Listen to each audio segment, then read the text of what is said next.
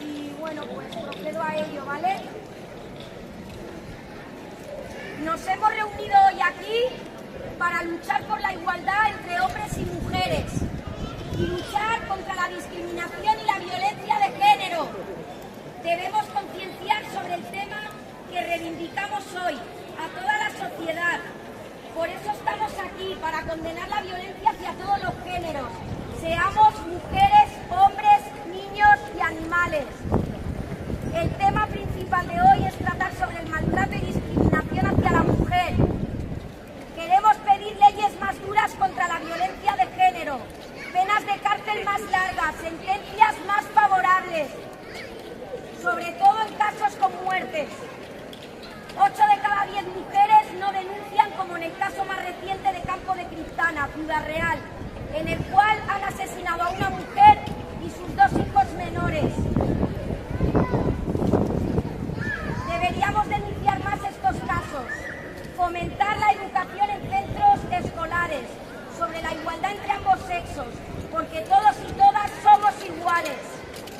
Dado que la mayoría de casos de maltrato y muerte hacia mujeres y niños es por culpa del machismo. Cada año suben las cifras de mujeres asesinadas. Lejos de erradicar este problema, las leyes no favorecen a las víctimas. En lo que llevamos de año, las cifras oficiales dicen que ya son 21 mujeres asesinadas a manos de sus parejas y exparejas. En algunos de los casos nombrados, también asesinando a los hijos. Estamos aquí reunidos para decir ¡basta ya!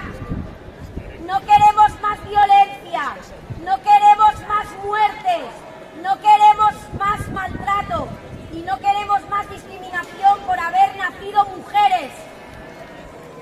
Y para terminar este discurso, quiero decir que esta concentración se ha hecho en memoria de las que ya no están, las que siguen sufriendo este infierno, y en memoria de la asesinada a manos de su marido en diciembre del 2016.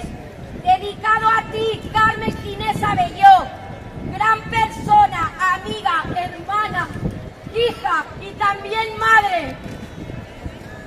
Porque somos mujeres, somos personas, merecemos respeto y queremos vivir. Por eso hoy digo, ni una menos, no estamos todas, no nos callarán y contra el maltrato no hay trato. ¡Fuera FIFA! Minuto de silencio, por favor.